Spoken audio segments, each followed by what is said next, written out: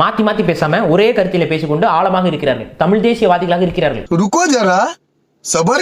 சிலப்பதிகாரத்தை தூக்கி பிடிக்கக்கூடிய தமிழ் ஆய்வாளர்கள் ஆர்வலர்கள் ஏன் மணிமேகலை அந்த அளவுக்கு தூக்கி பிடிக்கல? சீவக சிந்தாமணி மணிமேகலை எல்லாம் ஏன் தமிழ் ஆய்வு உலகமும் தமிழ் வரலாற்று உலகமும் ஏன் அதிகமா பெருமைப்படுத்தி? ஏன்னா அந்த அளவுக்கு தமிழ் உலகம் அதை கொண்டு போய் சேர்த்திருக்கு. ஆமாங்க, 2000 வருஷம் தமிழர்கள் முட்டா பயிலா இருந்தனாலதான் நீங்க இப்படி பேசிட்டு இருக்கீங்க. மக்களே, தினேஷ்குமார் அந்த வீடியோவில் தெளிவாக சொல்லிட்டாப்புல, அவர் சங்க இலக்கியத்தெல்லாம் ஏற்றுக்க மாட்டார். ஏன்னா அதிலெல்லாம் கலப்பு இருக்குது, திரிபு இருக்குது, எல்லா கதையும் இருக்குன்னு சொல்கிறாரு. அதனால் சங்க இலக்கியங்கள் எல்லாமே ஆரிய திரிபு. அதே மாதிரி தமிழ்நாட்டில் யாராவது வெள்ளையாக இருந்தீங்கன்னா இந்த உலகம் முழுக்க வெள்ளையாக இருக்க எல்லாருமே ஆரியர்களோடு மடிவிரித்து பிறந்தவர்கள்னு அவர் ஸ்டேட்மெண்ட் கொடுத்துட்டாரு. இதில் டேமேஜ் கண்ட்ரோல் பண்ணுறதுக்கு, இவர் இந்த மாதிரி கேவலமாக பேசின விஷயத்துக்கு டேமேஜ் கண்ட்ரோல் பண்ணுறதுக்காகவே ஏகப்பட்ட இவருடைய ஜாம்பி ரசிகர்கள் யூடியூப்ல வீடியோ போட்டு புலகாங்கிதம் அடைஞ்சிட்டு இருக்காங்க. அதில் ஜெபக்குமார் மாதிரியான சண்டேக்கு சர்ச்சில் போயிட்டு அல்லே லூயா அமேன் பரமபிதாவேன்னு பேசக்கூடிய ஆட்களும் இங்கே இவருக்காக டேமேஜ் கண்ட்ரோல் பண்ணிட்டு இருக்காங்க. இதில் என்ன விஷயம்னா, இவருக்கும் முருகனுக்கும் சம்மந்தமே கிடையாது. முருகன் சம்மந்தமாக இவர் எதையும் படித்ததும் கிடையாது, படிக்க போகிறதும் கிடையாது. அப்படியே படித்தாலும் ஆன்மீக ரீதியாக அதை பின்பற்ற போகிறது கிடையாது. அப்படி இருக்கும்போது இங்கே இதை பற்றி பேசணும்னு இவருக்கு அவசியமே கிடையாது. ஆனால் சாலமன் கானுக்காக இவர் முட்டு கொடுத்துட்ருக்காரு. இவர் இந்த மாதிரி நம்மளுடைய இந்து மதத்தை பற்றி இதில் தலையிட்டு இது பேசுகிறதால, நான் ஏற்கனவே போப்பாண்டவர்களை பற்றி இது வரைக்கும் 4-5 பார்ட் வீடியோ போட்டிருப்பேன். அதை கண்டினியூ பண்ணணும் அப்படின்ற ஒரு எண்ணமும் எனக்கு இந்த மாதிரியான ஆட்களால் ஏற்பட்டுடுச்சு. அதனால் செயின்ட் தாமஸையும் நாம் டீபங்க் பண்ண போகிறோம். ஏற்கனவே அதில் 2 பார்ட் போட்டிருப்பேன். இன்னும் டீபங்க் பண்ண வேண்டிய விஷயம் நிறைய இருக்குது. ஏன்னா செயின்ட் தாமஸை பார்ப்பனர்கள் கொண்டுட்டாங்கன்னு ஒரு உருட்டு கதை இருக்குது. அதை நாம் தூக்கி குப்பையில் போட்டே ஆகணும். அது காலத்தின் கட்டாயம். அதே மாதிரி போப்பாண்டவர்களுடைய லட்சணத்தையும் நாம் 4 பார்ட்ஸில் பார்த்தோம். இன்னும் தொடர்ந்து பார்க்க போகிறோம். அதுக்கு காரணம் இந்த மாதிரியான ஆட்கள் தான்றதை முன்கூட்டியே சொல்லிக்கிறேன். இந்த டிபேட்டில் பார்த்தீங்கன்னா முக்கனில் இவர் எப்படி முருகன் பிறந்தார், இந்த கதை ஒவ்வொரு மாதிரியாக இருக்குது. புராண கதையில் ஒன்று இருக்குது, புராணங்களிலேயே 2 வேறுபட்ட கருத்துக்கள் இருக்குது, பரிபாடலில் ஒன்று இருக்குது, திருமுருகாற்றுப்படையில் ஒன்று இருக்குது. ஆனால் முக்கன் என்பது, அதாவது 3வது கண் என்பது ஞானக்கண் என்பதை நான் ஏற்றுக்கொள்கிறேன்னு தினேஷ் சொல்கிறாரு. இங்கே அதை ஏற்றுக்கிட்டவருக்கு இந்த புராண கதைகளில் சொல்லப்பட்டிருந்த அந்த விளக்கங்களை இவரால் புரிஞ்சிக்க முடியல பாருங்களேன். அதாவது பீஸ்டில் இருக்கிற பரசுராமனை டீகோட் பண்ணுவார், கோடாலியை டீகோட் பண்ணுவார், விஜய் ஒத்த கண்ணை வச்சு பேசுகிறத டீகோட் பண்ணுவார். அதெல்லாம் பண்ண தெரிஞ்ச இவருக்கு புராணக்கதை எந்த மாதிரியான ஆன்மீக தத்துவங்களையும் கருத்துக்களையும் உட்கொண்டதுன்னு தெரியாமல் உருண்டுட்டு இருக்கார் பாருங்களேன். எனக்கு அதுதான் ஆச்சரியம். இதுல இருந்து கிளியரா ஒரு விஷயம் தெரிஞ்சுது. இவருடைய அஜெண்டா இந்து மதத்துக்கு எதிரானது. கண்டிப்பாக எவன்கிட்டயோ காசை வாங்கிட்டு இந்த வேலையை பார்த்துட்டு இருக்காரு அப்படின்றதுக்கான சிறந்த உதாரணம் இந்த ஒரு விஷயம். அதுக்கப்புறம் சிறுபான்மையினருக்கு தொடர்ந்து முட்டு கொடுக்குற விஷயத்திலேயே இது கிளியராக புரிஞ்சிடும். இப்போ நாம் இந்த முக்கன் கதை, முருகன் பிறந்த கதைக்கு வருவோம். இதில் சிவனுடைய நெற்றியில் இருந்து தான் முருகன் பிறந்தார்னு இவர் சொன்ன புராண கதைகளிலும் இருக்குது. இதுக்கப்புறம் திருமுருகாற்றுப்படை இந்த பரிபாடலிலும் அப்படி தான் இருக்குது. என்ன மேட்டர்னா, இந்த எல்லா கதையிலையும் வெவ்வேறு விதமான கதை அம்சங்கள் இருந்தாலுமே அதில் ஒரே ஒரு முக்கியமான விஷயத்த நாம் பார்க்க மறந்துடக்கூடாது. சாலமன் கானுக்கு அதெல்லாம் தெரியாது. அக்னி மூலமாக தான் என்ன பண்ணுறாங்க, முருகனுக்கு பிறப்பு உண்டாகிருக்குன்றத தெளிவாக சொல்கிறாங்க. இதில் அக்னி எங்கேருந்து தோன்றுது, இங்கே இந்த ஞானக்கண்ணிலிருந்து தோன்றுது, சிவனுடைய ஞானக்கண்ணிலிருந்து தோன்றுதுன்னு சொல்கிறாங்க. இந்த சிவனை ஒதுக்கி வச்சுருவோம். அவருடைய ஞானக்கண் எங்கே இருக்குது, இங்கே இருக்குது. இதனுடைய இங்கே இருக்க அந்த சக்கரத்துடைய பேர் என்னன்னு பார்த்தீங்கன்னா ஆக்ஞா சக்கரம். இந்த ஆக்ஞா சக்கரம் உட்கார்ந்துருக்க இடம் தான் ஞானம் அடையக்கூடிய இடம். இதை பௌத்தத்தில் என்ன சொல்லுவாங்கன்னா, இதே தான் சொல்லுவாங்க. பௌத்தத்திலையும் இந்த 3வது கண்ணை என்லைட்மெண்ட்டுக்கான ஒரு இடம்னு சொல்லுவாங்க. அதே மாதிரி சயின்டிஃபிக்காக பார்த்தோம்னா இங்கே கரெக்டாக இந்த சென்டரில் தான் பினியல் கிளாண்ட் இருக்கணும். அதாவது மூளையோடு தொடர்பு கொண்ட ஒரு பினியல் கிளாண்ட் இருக்கணும். அறிவியல் ரீதியான நிரூபிக்கப்பட்ட உண்மை. ஸோ அறிவியல் ரீதியாகவும் இந்த இடம் மிக முக்கியமானது, ஆன்மீக ரீதியாகவும் இது முக்கியமானது. இது உங்களுக்கு புரிஞ்சிருக்கும்னு நினைக்கிறேன். இப்போ நாம் இந்த புராண தத்துவத்துக்குள்ளே போயிடுவோம். அக்கினியிலிருந்து தோன்றியவர் தான் இந்த முருகன். இதுல அக்னி என்பது எதை குறிக்குதுன்னா, இந்த ஞானத்தை குறிக்குது. அக்னி என்பது ஞானம், ஞானம் என்பது வெப்பம் நிறைந்தது. இந்த அண்டத்தை நிறைந்த பேராற்றலாக கருதப்படுவதுதான் கான்சியஸ்னஸ், என்லைட்மெண்ட், இன்ட்யூஷன். இது எல்லாமே சாதாரணமாக எல்லாருக்குமே வந்துடாது. இதை அடையக்கூடிய தன்மையை நாம பெறணும்னா அதுக்குன்னு நிறைய விஷயங்கள் இருக்கு. அந்த விஷயத்தை நமக்கு வெளிக்காட்டவே இந்த புராணங்கள் மூலமா 6 தலைகள் கொண்ட முருகன் ஒரு கதையை சொல்லியிருக்காங்க. 6 தலைகள் எதை குறிக்குதுன்னு பாத்தீங்கன்னா 6 ஆதாரங்கள். இந்த 6 ஆதாரங்கள் எதுன்னு பாத்தீங்கன்னா இந்த 6 சக்கரங்கள்: மூலாதாரம், சுவாதிஷ்டானம், மணிப்பூரகம், அனகதம், விசுத்தி, அதுக்கப்புறம் இந்த 6வது சக்கரமான ஆக்ஞை சக்கரம். இந்த 6 சக்கரமோ இது மட்டும் இருந்தால் போதுமா? போதாது. இந்த 6 சக்கரத்தை செயல்படுத்தக்கூடிய ஐம்புலன்கள், மெய், வாய், கண், மூக்கு, செவி, இந்த ஐம்புலன்கள் இருந்தால் மட்டும் போதுமா? இந்த சக்கரங்கள் ஆக்டிவேட் ஆகிடுமா? ஆகாது. இந்த ஐம்புலன்களையும் அடக்கக்கூடிய ஒன்று தான் மிகப்பெரிய விஷயம், அதுதான் மனம். இந்த மனம் போன போக்கில் நாம் போனோம்னா நமக்கு இந்த சக்கரங்கள் இருக்கிறதும் தெரியாது, ஐம்புலன்களை கட்டுப்படுத்தவும் தெரியாது. அதனால இந்த ஐம்புலன்களை கட்டுப்படுத்த முதலில் மனதை நாம் கட்டுப்படுத்த கற்றுக்கொள்ள வேண்டும்னு இந்த ஐம்புலன்கள் பிளஸ் மனம் இது எல்லாமே கட்டுப்பாட்டில் இருந்தா நம்முடைய இந்த 6 ஆதாரங்கள் சரியா வேலை செய்யும். கரெக்டா அந்த ஞானத்தை அடையக்கூடிய பார்வை நமக்கு ஏற்படும் தான். 6 தலைகள், இந்த 6 கைகள், இந்த உடல், இந்த ஐம்புலன்கள் இது எல்லாத்தையும் விளக்கத்தான் முருகனுடைய பிறப்பை இங்க மையப்படுத்தி இப்பேற்பட்ட ஒரு புராண கதையை உருவாக்கியிருக்காங்க. இதுக்கு பின்னாடி இவ்வளவு அர்த்தம் இருக்கு. சரி, இந்த ஐம்புலன்கள், மெய், வாய், கண், மூக்கு, செவி, அதுக்கப்புறம் மனம், இந்த 6 சக்கரங்கள் இது எல்லாமே இந்த ஐம்புலன்கள் மனம் இருந்தால் மட்டும் ஆக்டிவேட் ஆகிடுவான்னு பார்த்தீங்கன்னா கிடையாது. இது ஆக்டிவேட் ஆக இன்னொரு விஷயம் முக்கியமானது தேவை. அது என்னன்னு பார்த்தீங்கன்னா இடாநாடி, பிங்கள நாடி. வள்ளி தெய்வானை விளக்கத்திலே நான் தெளிவாக சொல்லியிருப்பேன். இடாநாடி, பிங்கள நாடி இந்த ரெண்டும் செயல்பட, அதாவது இந்த ரெண்டும் சரியா இருந்தால் தான் நாம் எதை அடைய முடியும்? ஞானத்தை அடைய முடியும். அந்த ஞானம் எங்கே இருக்குது? இங்கே இருக்குது. இதுதான் சிவனுடைய நெற்றிக்கண்ணுன்னு. அந்த நெற்றிக்கண்ணில் இருந்து தோன்றிய முருகன் தான் ஞானம். ஞானத்தின் தோற்றமாக இவர் இருக்கிறதால தான் இவரை ஞான பண்டிதன்னு சொல்கிறோம். ஞானம் எங்கேருந்து வருதுப்பா? இங்கேருந்து வருது. சாலமன் கான் மாதிரியான ஆட்களுக்கும் சரி, அவருடைய ரசிகர்களுக்கும் சரி, இதெல்லாம் புரியுமான்னு எனக்கு தெரியல. ஆனால் இதுதான் புராண கதையுடைய விளக்கம். இந்த ஞானத்தை அடைய இடாநாடி, பிங்கள நாடி இது சரியாக வேலை செய்யணும். ஒரு பக்கம் குளிர்ச்சியாக இருக்கணும், இன்னொரு பக்கம் வெப்பமாக இருக்கணும். ஆக இந்த ஐம்புலன்கள், மனம், குளிர்ச்சி, வெப்பம், 6 சக்கரங்கள் இது எல்லாம் நிறைந்தது தான் மனித உடல். இந்த மனித உடலில் இருக்கும் ஞானத்தை அடைய இது எல்லாம் சீராக வேலை செய்யணும். இந்த ஞானம் எங்கே இருக்குது? நம்மளுடைய நெத்தியில் இருக்குது. அந்த நெத்தியில இருந்து வெளியே வந்த ஞானம் யாருன்னா அவர் தான் இந்த ஞான பேரொழியாக இருக்கிற ஞான பண்டிதனான முருகன். இதுதான் இந்த புராண கதையுடைய விளக்கம். இதுவே தெரியாமல் இவர்கிட்ட விக்கி கிட்ட உட்காந்துக்கிட்டு எந்த புராண கதை உண்மை அதை உங்களால் சொல்ல முடியுமான்னு உருட்டுறதெல்லாம் பாரியுடைய அறியாமையை குறிக்குது. இதில் சூரபத்மன் ஒன்று இருக்காங்க இல்லையா, அதை சொல்ல மாட்டேன். இந்த சூரபத்மன்னா என்னன்னு பார்த்தீங்கன்னா ஆணவத்தால் அழிந்து போனவன். அந்த ஆணவத்தை அழிக்க முக்கியமாக எது தேவை? ஞானம். அந்த ஆணவம் பிடித்த சூரபத்மனை அழிக்க முருகனை ஞானக்கல்லிருந்து உருவாக்குறாரு சிவன்.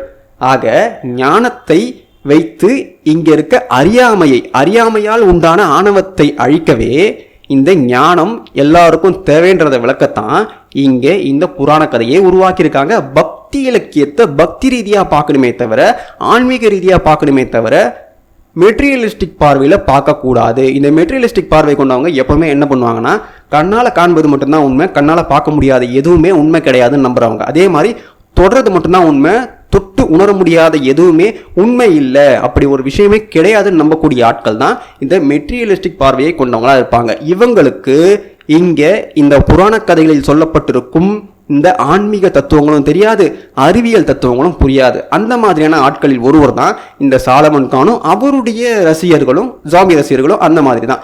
இதில் இந்த சூரபத்மனுக்கு ஆணவம் அதிகமாக இருந்துச்சு. ஏன்னா அவனுக்கு அறியாமை அதிகமாக இருந்துச்சு. அவனுக்கு அறியாமை எப்படி வந்துச்சுன்னா, எனக்கு மட்டும்தான் எல்லாம் தெரியும், நான் மட்டும்தான் அறிவாளின்னு பேசுகிற அந்த குணம் வந்ததால தான் அவனுக்கு அறியாமை வந்துச்சு. உதாரணத்துக்கு நம்ம சமகாலத்தில் வாழக்கூடிய சூரபத்மன்கள் நிறைய பேர் இருக்கானுங்க. அதில் பார்த்தீங்கன்னா நம்ம சாலமன் கான் அவருடைய ரசிகர்கள், இந்த ஏடுடி நந்தா, தர்மதுரை மாதிரியான ஆட்கள்லாம் அவங்களுக்கு தெரிகிறது, அவங்களுக்கு பிடிச்சது அவங்க பேசுறது, அது மட்டும்தான் உண்மை. மற்றவன் எது சொன்னாலும் அவன் சங்கி, அவனுக்கு பேச தெரியாது, அறிவியல் தெரியாதுன்னு சொல்லிட்டு போகக்கூடிய ஆட்கள். இவங்கள்லாம் தான் நிகழ்கால சூரபத்மன்கள். இவங்களுடைய இந்த ஆணவத்தை அழிக்க இவங்களுக்குள்ளேயே ஞானம் ஏற்படணும். இவங்களுக்குள்ளேயே அந்த ஞானம் ஏற்படணும்னா முருகனை இவங்க தேடணும். இவ்வளவுதான் இந்த புராண கதையுடைய விளக்கம். இந்த விளக்கத்தை கேட்ட நிறைய பேருக்கு இன்னொரு கேள்வி கண்டிப்பா எழுந்தே ஆகணும். அது என்னன்னா, சிவன் யாரை குறிக்கிறார்? இந்த கார்த்திகை பெண்கள் யாரை குறிக்கிறாங்க? இதுல பாரி சொன்னாரு, கார்த்திகை பெண்கள் பால் ஊற்றுற மாதிரி இருக்குது, கார்த்திகை பெண்கள் கருவுற்றா மாதிரி இருக்குது, கார்த்திகை பெண்கள் நம்ம முருகனை வளர்த்தா மாதிரி இருக்குன்னு இந்த கதையெல்லாம் சொல்றாரு. அவரால் புரிஞ்சிக்க முடியலன்றது தெளிவா தெரியுது.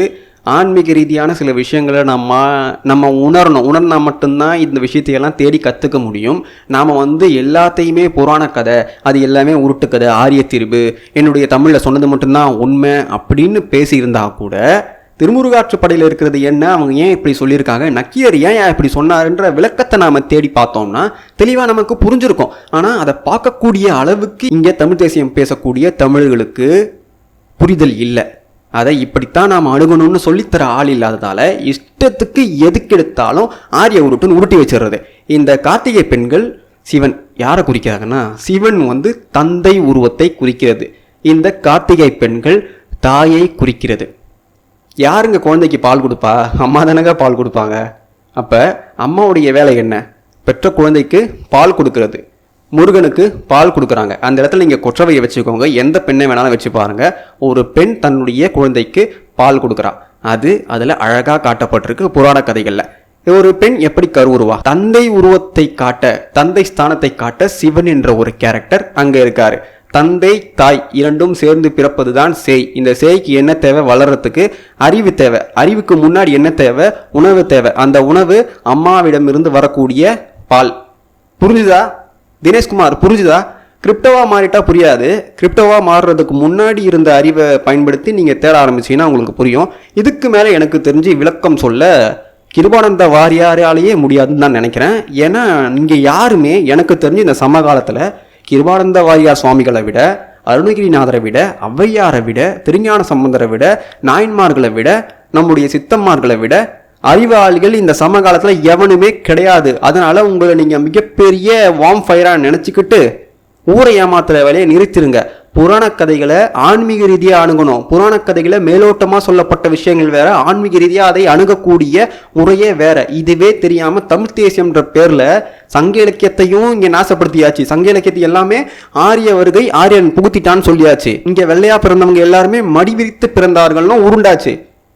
இதெல்லாம் என்ன மாதிரியான அறிவிகெட்டவனுடைய பேச்சுன்னு எனக்கு தெரியல. ஆனால் உங்களுக்கு சீரியஸாகவே சொல்கிறேன், மனநோய் அதிகமாக இருக்குது. அதுலேயும் இந்த ஆரிய பார்ப்பன பிராமணிய பைசாண்டிய ஜப்பானிய யூத மனநோய் நிறைய இருக்குது. தயவு செய்து அந்த மனநோயிலிருந்து வெளியே வாங்க. அடுத்து இந்த தமிழ் தேசியம் பேசக்கூடிய அரிசிப்பை கிரிப்டோக்கள் அதிகமாக சொல்கிற ஒரு விஷயம் எதுன்னு பார்த்தீங்கன்னா, வா திருமுருகாற்றுப்படையில் முருகனுக்கு ஆடு பலியிட்டு இருக்காங்க, ரத்தத்தை படைச்சிருக்காங்க, வா நாம் போய் முருகன் கோயிலில் அந்த மாதிரி பண்ணுவோம், அப்படி பண்ணிட்டா நாம் ஒத்துக்கலாம், நீ தமிழன் அப்படின்ற ஒரு கிறுக்குத்தனமான ஒரு வேலையை பண்ணுவாங்க. சோசியல் மீடியா ஃபுல்லாக இதை பண்ணிட்டு இருப்பாங்க.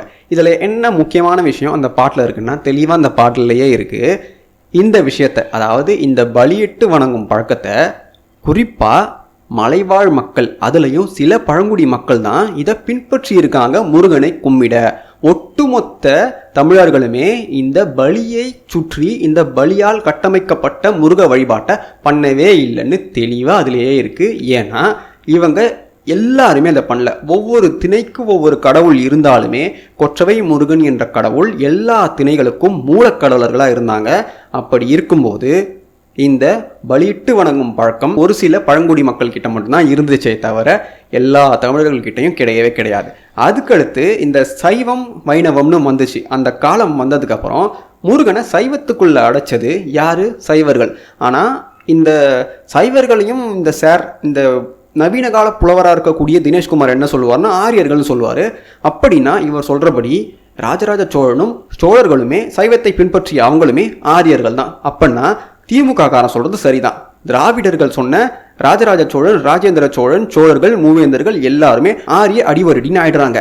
அப்ப திராவிடன் சொல்ற பாயிண்ட்டுக்கு தான் இந்த தினேஷ்குமாரும் வந்துடுறாப்பல நவீன புலவரா இருக்காரு இல்லையா? சோ இங்க தினேஷ்குமார் பேசுறது தமிழ் தேசியம் கிடையாது, திராவிட தேசியம் பேசிட்டு இருக்கா இந்த தற்குறி. முருகனை சைவத்துக்குள்ள சேர்த்ததுக்கு அப்புறம் இந்த குறிப்பிட்ட ஒரு சில பேர் பண்ணிட்டு இருந்த அந்த வழிபாடு என்ன ஆகுதுன்னா காலப்போக்கில் மறையுது.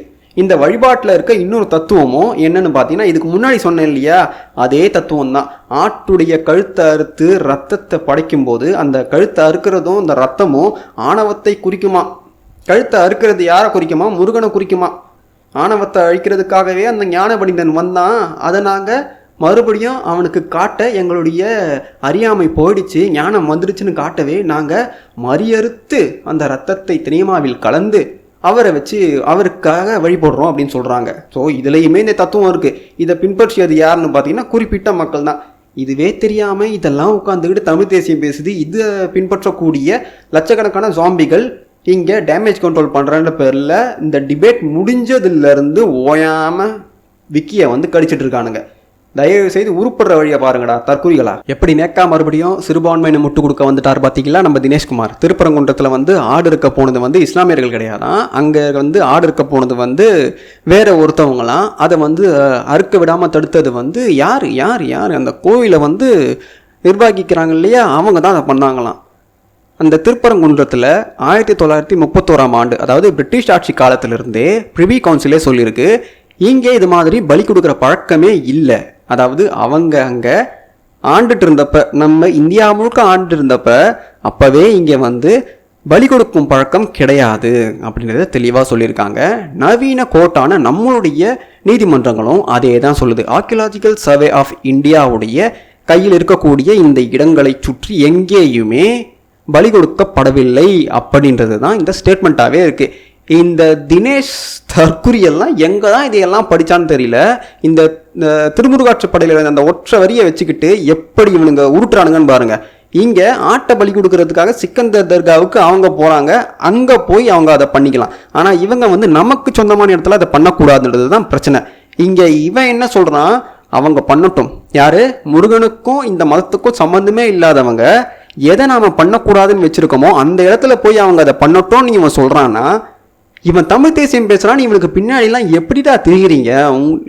சீரியஸாகவே எனக்கு தெரிஞ்சு பாரிசாலன் சொன்னது கரெக்ட் தான் போல இருக்குது. எல்லாருமே ஆரியர்களுக்கு மடி விரித்து பிறந்தவர்கள்ன்றத அவன் சொன்னது கிளியர் தான். ஏன்னா இவனுடைய இதுவே அப்படி தான் இருக்குன்னு இவனே ஸ்டேட்மெண்ட் கொடுக்குறான். அதனால் தவறே இல்லைன்னு தான் நினைக்கிறேன். எப்படி வேணால் பேசுவான் போல இருக்குது. பலவாய் பங்குஜன்னு இவனை வந்து கலாச்சிட்டு இருப்பாங்க, அது கரெக்ட் தான். மக்களே, இந்த சாலமன் கானுக்கு சுத்தமாக சங்க இலக்கியமும் தெரியல, திருக்குறளில் இருக்க பொருள் உரைய படிக்கவும் தெரியல. வானுரை தெய்வங்கள்னு சொல்லும் போதே வானத்தில் வாழக்கூடிய தேவர்களை பற்றி திருவள்ளுவர் சொல்கிறாரு. அதாவது அங்கே தெய்வங்கள் வாழ்கிறாங்கன்னு வள்ளுவர் சொல்கிறாரு. அப்படின்னா இந்த புராணக்கதைகளும் தேவர்களை பற்றி சொல்லுது. அப்போ புராணக்கதை சொல்கிறதும் உண்மை, வள்ளுவர் சொல்கிறதும் உண்மைன்னு ஏற்றுக்கணும். பாரிசாலன் இதை ஏற்றுக்கிறாராம். வானுரை தெய்வங்கள் வந்து இருக்காங்க, அவங்களே வந்து போற்றக்கூடிய அளவுக்கு பூமியில் பிறந்த ஒருத்தன் வாழ்ந்தான்னா அவனை வந்து தெய்வமாக கருதும் வழக்கம் எங்ககிட்ட இருக்குது, அதை நீங்கள் ஏற்றுக்க மாட்டீங்கன்னு சொல்கிறான். சரி, அதை ஏற்றுக்கிட்டா புராணக்கதையில் சொல்லக்கூடிய தேவர்களும் அதில் வந்துடுறாங்களே, அப்போ இந்த தினேஷ்குமார் அதை ஏற்றுக்கிறாரா? இதுக்கு தினேஷ்குமார் பதில் சொல்ல மாட்டார். வள்ளுவர் சொன்னது வேறங்க, அதை வந்து திருச்சி இந்த ஆரியர்கள் உருட்டிட்டாங்கன்னு ஒரு விடையை சொல்லுவார். இந்த இடத்துல இந்த திருப்பரங்குன்ற விஷயத்தில் தெளிவாக விக்கி சொல்கிறாரு. இப்போது அது யார் கையில் இருக்குது? ஹெச்ஆர்சி கையில் இருக்குது. இந்த ஹெச்ஆர்சி யார் கையில் இருக்குது? அது யார்கிட்ட இருந்தது? ஆரம்ப காலத்துலேருந்தே யார்கிட்ட இருந்தது? திராவிட கட்சிகள் கிட்ட இருந்தது. இந்த திராவிட கட்சிகள் என்ன பண்ணாங்க? அதைத்தானே இந்த தினேஷ்குமார் கேட்கணும். இந்த தினேஷ்குமார் அதை கேட்காம யார் கையில் இருந்தது, யார் அதை இந்த மாதிரி பண்ணான்னு கேட்காம கேணத்தனமாக சம்பந்தமே இல்லாத தமிழ்நாட்டில் வசிக்கக்கூடிய பிராமணர்களையே கிறுக்குத்தனமாக பேசிட்டு இருக்காரு இந்த தினேஷ்குமார். இங்கே யாருடைய கட்டுப்பாட்டில் இருக்கோ அவங்க கிட்ட போய் கேள்றான்னு சொன்னால், இல்லை நான் விக்கி கிட்ட தான் கேட்பேன், ஏன்னா விக்கி வந்து ஆரியர்களுக்கு முட்டு கொடுக்குறாரு, சமஸ்கிருதத்துக்கு முட்டு கொடுக்குறாரு, பிராமணர்களுக்கு முட்டு கொடுக்குறாருன்னு உருண்டுட்டு இருக்காரு. நீயே இப்போ புராண கதையில் சொல்லியே தேவர்களுக்கும் திருவள்ளுவர் சொன்ன தேவர்களுக்கும் முட்டு கொடுத்துட்டு இருக்க, அதுக்கு நீ முட்டு கொடுப்ப. அது வந்து இங்கே வாழ்றவங்கள சாமியாக வைக்குதுன்றதால நீ வந்து முட்டு கொடுப்ப. அதே விஷயத்த விக்கியோ இல்லை வேற யாராவது எடுத்து சொன்னா அவங்கள சங்கின்னு சொல்லுவேன். என்னடா லாஜிக் உங்க லாஜிக்கு? துறவினாவே புலால் மறுப்பவர்கள் யாருமே உங்களுக்கு சொன்னா? நீங்க தாங்க சொன்னீங்க. மக்களே, பியோர் தற்குறி மக்களே. இவன் கிளியராகவே சொல்ல முடியும், துறவினாலே புலால் உண்ண மாட்டாங்கன்னு யார் சொன்னான்னு கிறுக்குத்தனமாக உளறி வச்சிருக்கான். துறவினாலே யாதும் ஊரே யாவரும் கேளீரோட சேர்த்து எந்த ஒரு உயிரையுமே கொல்லாமல் தன்னுடைய உயிரை போலவே பாவிக்க கூடியவன் தான் துறவி. இதுவே தெரியாம நீ என்னடா இப்படி பேசிட்டு இருக்க? இதுவே புரிஞ்சுக்க முடியாம நீ பேசுற இந்த கிறுக்குத்தனத்தை ஆராய்ந்து பார்க்கக்கூடிய அறிவு இல்லாத ஜாம்பி கூட்டத்தை உருவாக்கி வச்சிருக்க. இதுக்கும் முட்டு கொடுத்துட்டு இருக்கானுங்க. துறவினா என்னன்னு தேடி பாருங்க. துறவி புலால் உண்ணுவார்களா உண்ண மாட்டார்களான்னு தேடுங்க. துறவியுடைய முதல் நிலையே அனைத்தையும் துறந்து உண்ணும் ஆசையே அவங்களுக்கு இருக்காது. என்னடா நீ பேசிட்டு இருக்க? அசிங்கமாக பேசணும்னு தோணுது மக்களே. இருந்தாலும் என்ன பண்ணுறது, கிறுக்குத்தனமாக பேசி வச்சுருக்கான். துறவினாலே புலால் உண்ண மாட்டாங்கன்னு யாருங்க சொன்னான்னு சொல்கிறான். நம்ம திருவள்ளுவர் புலால் உண்ணாமை கொல்லாமைன்னு 2 அதிகாரத்தையே எழுதிட்டு போயிருக்காரு. அதில் தன்னுடைய உடலை வளர்க்க பிற ஊனை, அதாவது பிற உயிரை கொன்று அந்த ஊனை தின்னும் ஒருத்தனுக்கு அருள் என்பதே கிட்டாது. அருள் என்பதே கிட்டாதுன்னா அவனுக்கு ஞானம் எங்கிருந்துடா வரும்? கோமாளி. இதுவே நீ திருக்குறள் படிச்சிருக்கியா? படித்தா உனக்கு அதில் என்ன பொருள் இருக்குன்னு புரியுமா? ஆன்மீக விளக்கமும் தெரியலை, புவியியல் விளக்கமும் தெரியலை, அறிவியல் ரீதியாக விளக்கம் சொல்கிறேன்னு உருட்டிட்டு இருக்க. இந்த திருக்குறள் விளக்கமும் தெரியலை, தமிழுடைய சொற்பொருள் விளக்கமும் தெரியலை. உனக்கு என்னதாண்டா தெரியும்னு கேட்டால், பரசுராமன் கோடாரியோடு எங்கிருந்தோ வந்தான், அவன்தான் யூத பயங்கரவாதி. இந்த மாதிரி நாங்களை பேசணுன்னா எங்களை வந்து வடுகன், தெலுங்கன், யூதர்கள், ஆரிய அடிவரடின்னு பேசுகிறத நீ பேசி வச்சத இப்போ உன்னுடைய ரசிக ஜாம்பிகள் பேசிகிட்டு இருக்கானுங்க. இதுதான் உன்னுடைய சாதனை. நீ எவனுக்கும் அறிவையும் வளர்க்கல, தமிழ் சங்க இலக்கியங்களை எடுத்து படிங்கடான்ற ஒரு நோக்கத்தையும் ஊக்கத்தையுமே நீ ஊட்டவே இல்லை. நீ தற்குறித்தனம் பண்ணிட்டு யூடியூப்பில் உட்காந்துக்கிட்டு கிரிப்டோ வேலையை பண்ணி வயிறு வளர்த்துட்டு இருக்க. துறவினா என்ன, அதனுடைய பொருள் என்ன, அவங்க எதையெல்லாம் பின்பற்றினாங்க, எதையெல்லாம் அவங்க மறுத்தாங்க, சமணம், பௌத்தம், சைவம், வைணவம் இது 4மே துறவரம் பற்றி பேசியிருக்கு, துறவிகள் பற்றி பேசியிருக்கு, துறவரம் மேற்கொண்டா என்னென்ன பண்ணணும்னு பேசியிருக்கு. இதெல்லாம் படிடா, படி. கோயில்ல பலிபீடம் இருக்கா இல்லையா? ஆடை இருக்கிறதுக்குலாம் ஒன்றும் கிடையாது. பலிபீடம் இருக்கா இல்லையா? பலிபீடம் இருக்கு. சரி, ஓகே. தேங்காய் உடைக்கிறதுக்கு நீ பயன்படுது, ஆனா பலிபீடம் இருக்கு. அடுத்து பலிபீட உருட்டுகள். இந்த பலிபீடம் வந்து இங்கே சார் சொன்ன மாதிரி விலங்குகளை அறுத்து அந்த இரத்தத்தை மூலவருக்கு படைக்கணுன்ற காரணத்துக்காக இங்கே வைக்கவே இல்லை. அது முற்றிலும் தவறு. பலிபீடத்தில் நம்முடைய மும்மலங்களை பலியிடவே பலிபீடத்தை உருவாக்கியிருக்காங்க. மும்மலம்னதும் நீங்கள் காலையில் போவோம் இல்லையா, அந்த மலம் நினச்சிடாதீங்க. மும்மலம் என்பது நம்முடைய ஆணவம், கண்மம், மாயை, இந்த 3த்தையும் இந்த பலிபீடத்தில், அதாவது கோயிலுக்குள்ளே எப்போவுமே நாம் பலிபீடத்தை தாண்டித்தான் போகணுன்றதே கோவில் விதி. இப்போ நிறைய இடத்துல அது மாறி போயிடுச்சு. இந்த பலிபீடத்தில் இந்த மும்மலங்களையும் நாம் கழிச்சிட்டு, அதாவது இந்த பீடத்தில் அதை நாம் போட்டுட்டு, ஐயா என்னுடைய ஆணவத்தையும் அகந்தையையும் சுயநலத்தையும் இதிலேயே பலி கொடுத்துட்டு தூய எண்ணத்தோட உன்னை பார்க்க வந்திருக்கேன், தயவு செய்து உன்னுடைய அருளத்தா அப்படின்னு சொல்கிறது தான் இந்த பலிபீடத்துடைய உண்மையான விளக்கம். இன்னொன்று இருக்கிறதுலையே பலிபீட நாயகர்கள்னு சொல்லுவாங்க, அதாவது பலிபீட தெய்வங்கள். இந்த சைவம் தோன்றியப்ப சைவத்துடைய சிவபெருமானுடைய இன்னொரு மறுவுருவமாக கருதப்பட்ட காளி, பத்ரகாளி அல்லது பலிபீட நாயகர், இந்த 2 தெய்வத்தில் ஏதோ ஒரு தெய்வம் இந்த பலிபீடத்தில் உறைவதாக சைவம் தோன்றிய காலத்திலிருந்தே இன்று வரையும் பின்பற்றப்பட்டு வருது. எப்போவுமே மூலவருக்கு செய்யக்கூடிய பூஜையிலையும் நைவேத்தியத்திலையும் இவங்க என்ன பண்ணுவாங்கன்னா ஒரு பங்கை கொண்டு வந்து பலிபீடத்துக்கு வைப்பாங்க. ஏன்னு பார்த்தீங்கன்னா அது அங்கே உறைந்து கொண்டிருக்கும் தெய்வத்துக்கும் பலிபீட தெய்வத்துக்கும் அதோடு சேர்த்து திக்கு பாலகர்கள், அதாவது 8 திக்கை பாதுகாக்கும் காவல் தெய்வங்களுக்கும் இந்த பிற அது என்னவோ சொல்லுவாங்க பூத கணங்களுக்கும், அதுவும் கண்ணுக்கு தெரியாத பிற உயிர்களுக்கும் இந்த பிரசாதத்தை, அதாவது இந்த பூஜை நைவேத்திய பொருளை ஒரு பங்கை இங்கே வைப்பாங்களாம். அதுதான் பலிபீட நாயகர் என்பதற்கான பொருள். இன்னொன்று இருக்குது, இந்த 2மே வேஸ்ட், ஆன்மீக ரீதியான அர்த்தமா, அதனால் நிறைய பேருக்கு பிடிக்காது, தேவையில்லை, இந்த அர்த்தம் நமக்கு தேவையில்லை. இன்னொன்று இருக்குது, அது வந்து நம்ம உடல் ரீதியான ஒரு அர்த்தம். திருமூலர் திருமந்திரத்தில் இதுக்கான விளக்கத்தை அவ்வளோ அழகாக சொல்லியிருப்பாரு. உடம்பை முன்னம் இழுக்கென்றிருந்தேன், உடம்புள்ளே உத்தமன் கோவில் கொண்டானே. இந்த விஷயத்த அவர் அவ்வளவு தெளிவாக சொல்கிறாரு. இதன் மூலமாக என்ன சொல்ல வர்றாருன்னா, நம்ம உடம்பு தான் கோவில். நம்ம உடம்பு கோவில் என்பதை நமக்கு வெளிப்படுத்தவே, அதாவது புறத்தோற்றத்தில் காட்டவே கோவில் என்ற அமைப்பையே உடல் அமைப்பை மையப்படுத்தியே கட்டியிருக்காங்கன்றது நம்முடைய காலாகாலமாக பின்பற்றி வர ஒரு மரபு.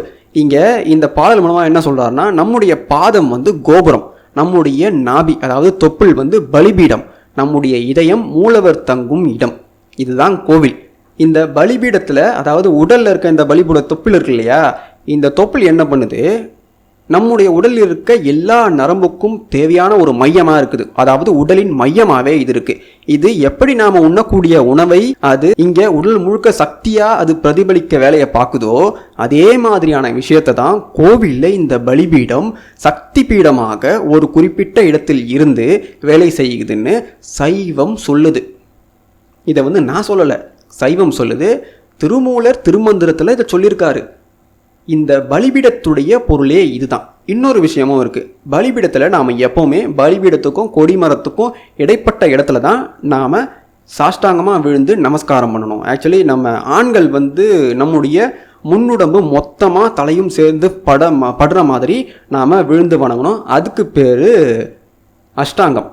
அதே மாதிரி பெண்கள் வந்து முழங்கால் தலை தரையில் படுற மாதிரி வணங்கணும். அதுக்கு பேர் பஞ்சாங்கம். இந்த பலிபீடத்தை நாம் பண்ண வேண்டிய விஷயம் இதுதான். இந்த பலிபீடத்துடைய பொருள் இதுதான். இந்த பலிபீடம் நம்முடைய உடம்புக்குள் இருக்கு. அதையே வெளியே காட்ட அது கோவிலிலும் பொருத்தப்பட்டிருக்கு. பலிபீடம் இந்த தினேஷ்குமார் சொல்ற மாதிரி ஆட்டை இருக்கிறதுக்கோ மாட்டை இருக்கிறதுக்கோ வைக்கவே இல்லை. இது முழுக்க முழுக்க நம்முடைய அகந்தையை பலி கொடுக்கவே வைக்கப்பட்டிருக்கு. இவ்வளவுதான் விளக்கம். ஆக்சுவலி புராணங்கள், நம்முடைய இந்தியாவில் இருக்கக்கூடிய புராணங்களும் அதன் விளக்கங்களும்னு ஒரு தனி சீரீஸாகவே போடலான்னு இருக்கேன். இப்படி ஒரு ஐடியா தோணுச்சு. நம்ம இந்தியாவில் இருக்கக்கூடிய புராணங்கள், அதை சுற்றி இருக்கக்கூடிய கதைகள், அந்த கதைகளில் இருக்கக்கூடிய விளக்கங்கள் என்னன்றதை நாம் அந்த சீரீஸில் தெளிவாக பார்ப்போம். ஒவ்வொரு புராண கதையாக பார்ப்போம். அதுக்கு நேரம் மட்டும் கொடுங்க, நாம் கண்டிப்பாக அந்த சீரீஸை கண்டிப்பாக பண்ணியே தீர்வோம். அதில் புராணங்கள்லாம் என்னென்னு புரியாத ஆட்களுக்கும் புரியாத மாதிரியான விளக்கங்களை நான் கண்டிப்பாக தரேன். இலக்கிய ஆதாரங்கள் கொடுக்க வக்கில்லாமல் சத்குரு கிட்ட போய் ஆடிட்டு வந்தார். ஈஷா யோகாவில் போய் அவர் 360 டிகிரியில் ஹிப்ஹாப் ரேப் எல்லாம் பண்ணிட்டு வந்தார்னு உருண்டி வச்சுருக்க. தயவு செய்து உனக்கு உண்மையாகவே சொல்லு, நீ இங்கே வந்து இந்த ஃபோனில் இதெல்லாம் காட்டினதுக்கும் அங்கே நடந்த விவாதத்துக்கும் ஏதாவது சம்மந்தம் இருக்கா? சத்குரு ஒரு ஆளா? ஃபர்ஸ்ட்டு சத்குருவுடைய பழைய கதை என்னன்னு உனக்கு தெரியுமா? சத்குருவோட மனைவி கதை என்னன்னு தெரியுமா? சத்குரு தமிழே இல்லைன்னு இங்கே நிறைய பேருக்கு தெரியும். நீ எதுக்கு அது ஒரு பெரிய விஷயமா வந்து உருண்டுட்டு இருக்க? சத்குரு அங்கே போய் இவர் ஆடிட்டாரு, அதனால என்ன பிரச்சனை? இவரே தெளிவாக சொல்கிறாரு, விக்கி ப்ரோ, இல்லை நான் மனிதனா ஏற்றுக்கல, சத்குரு கருத்தெல்லாம் நான் ஏற்றுக்கணும்னு அவசியமே இல்லைன்னு சொல்கிறாரு. ஆனால் நீ ஏற்றுக்கிட்டியா? நீ எதுக்கு அவரை வந்து இங்கே சத்குரு சொன்னது சரின்ற மாதிரி நீ பேசுகிற? சத்குரு ஒரு ஆளே கிடையாது. அப்படின்னும் போது சத்குரு சைவ சித்தாந்தத்துடைய தலைவரும் கிடையாது, அவர் ஆதீனத்தை சேர்ந்தவரும் கிடையாது. அதனால் அவர் கருத்தை பெருசாக ஏற்றுக்கணும்னு அவசியமும் கிடையாது. ஆதீனத்தை சேர்ந்தவங்க சொன்னாலே இங்கே திராவிட வாடை அடிக்கிற மாதிரி திராவிட ரசத்தை எல்லாம் புழிஞ்சு தான் இவங்க என்ன பண்ணுறாங்க, இந்த கருத்தை எல்லாம் சொல்லுவாங்க. அவங்க சொல்கிறதே ஏற்றுக்காத ஜனங்க சத்குரு சொல்கிறதெல்லாம் ஏற்றுப்பாங்களா? என்னடா தற்குறித்தனமாக பேசிகிட்டு இருக்க? அங்கே போய் ஆடிட்டா சிவனை வந்து மனிதனாக ஏற்றுக்கிட்டாருன்னு அர்த்தமா? சீரியஸாகவே எந்த ஒரு எவிடன்ஸுமே இல்லாமல் வழக்கம் போல் முன்னாடி உட்காந்துட்டு இருக்கிறது நம்ம வருண் தான் போல, ஜெபக்குமார் தான் போல, கிரிப்டோஸ் தான் போலன்னு நினச்சிக்கிட்டு இவர் என்ன பண்ணியிருக்காருன்னா உருட்டிடலான்னு போயிருக்காரு. பட் இவர் வந்து ஆதாரத்தோடு வந்திருக்காரு. ஆதாரத்தோடு வந்தது தப்பா, அந்த ஆதாரமே இவருக்கு சாதகமாக இவர் எடுத்துக்கிட்டாருன்னு வேற ஒரு பேச்சு பேசுகிறான். அந்த ஆதாரங்கள்லாம் எங்கே இருக்குது? சங்க இலக்கியத்திலிருந்து எடுத்தேன்னு தெளிவாக சொல்கிறாரு. இதை கூட புரிஞ்சிக்க முடியாத அளவுக்கு இது ஒரு பைத்தியமாக இருந்துக்கிட்டு எந்த அளவுக்கு அறியாமையில் இந்த தினேஷ்குமார் இருக்காருன்றதை யோசிச்சு பாருங்க. ஏன்னா தன்னை அறிவாளியாக நினைக்கிறவனால மட்டும்தான் தன்னுடைய தவறு எதுன்னு உணரவே முடியாது. தனக்கு எல்லாம் தெரியும்னு நினைக்கிறவனால தான் அடுத்தவங்க சொல்கிற கருத்தை ஏற்றுக்க முடியாது. இந்த நிலையில தான் பாரி இருக்காரு. அவருடைய ரசிகர்களும் இருக்காங்க. கிளியராக விக்கி ப்ரோ சொல்லிட்டாரு, சமஸ்கிருதம் எனக்கு தெரியாது, அதனால் மகாபாரதம் எனக்கு அதில் என்ன கருத்து சொல்லியிருக்காங்கன்றதில் எனக்கு புரியாது, அதனால உடன்பாடு எனக்கு கிடையாதுன்னு சொல்லிட்டாரு. ஆனால் நான் அந்த மகாபாரதமே பொய், அது திரிபு, அது தவறான கருத்துன்னு சொல்லணும்னு அவர் சொல்லிட்டாரு. இங்கே இந்த சாலமன் கானுடைய ஜாம்பி ரசிகர்கள் அதை வேற மாதிரி உருட்டி வச்சிருக்காங்க. ஆனால் சாலமன் கான் சங்க இலக்கியத்தை எல்லாத்தையுமே திரிபு அதெல்லாம் ஆரியர்கள் புகுத்திட்டாங்கன்னு தூக்கி ஊம குத்தா குத்தி வச்சிருக்கான். அதுக்கு முட்டு கொடுத்துட்டு இருக்கானுங்க இந்த மடிவிரித்து பிறந்த ஆரியர்களுக்கு மடிவிரித்து பிறந்த ஜாம்பி ரசிகர்கள். Until we meet again.